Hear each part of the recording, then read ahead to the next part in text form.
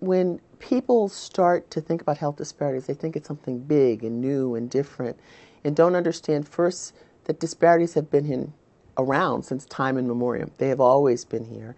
Disparities exist all around us. They exist in our internationally, nationally, in our communities, in our families. They are everywhere. Oftentimes we think of disparities as something that's about just race and ethnicity.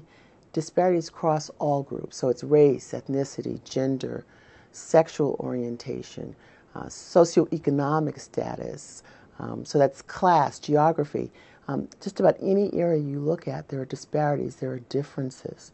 And so a part of this is, how do you open your eyes? How do you open your eyes to start to see where is there a difference and ask questions, why is there a difference? So a small child may notice a difference. It's my daughter saying, how come that person is on the corner and they don't have a place to live? A small child can notice that. So it doesn't take a special degree. It doesn't take a special kind of education. It takes an awareness. It takes an understanding that it's important to look around us and to ask questions about why differences exist.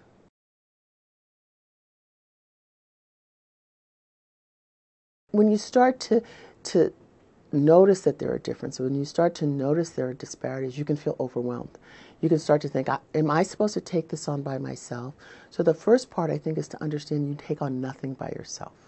That in addressing issues, you are one person with one perspective, and it's when the multiple perspectives come together, the multiple understandings come together, that you can make powerful change. So the first part is you don't do any of it by yourself.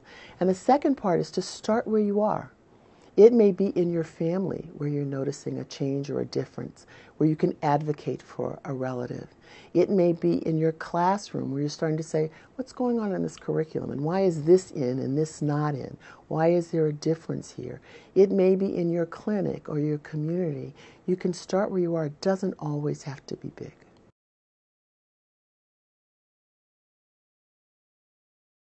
It's interesting when people talk about bias as though it's a bad thing. And the issue is that we all have biases. We all have these lenses that we look through that help us to understand the world.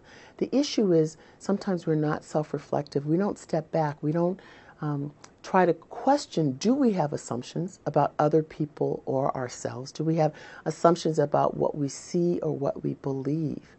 And it's not that you are going to necessarily change all those assumptions, but you have to recognize them, you have to question them, and then start to understand, how do my behaviors actually start to match the values that I express?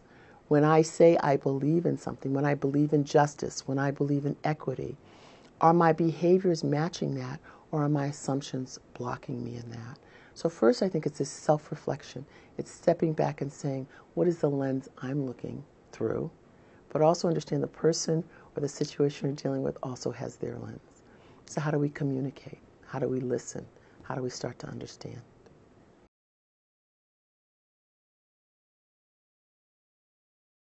As a clinician, we walk into our situations with our patients with our lens. So when we make a diagnosis, we're looking through our own lens. When we assume that our patients have lifestyles that are like ours, we're using our own lens.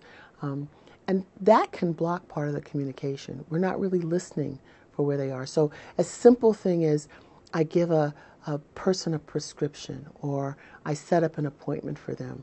I'm not looking through issues of, do they have the dollars or the transportation to even get to that appointment? Do they have the money to fill the prescription?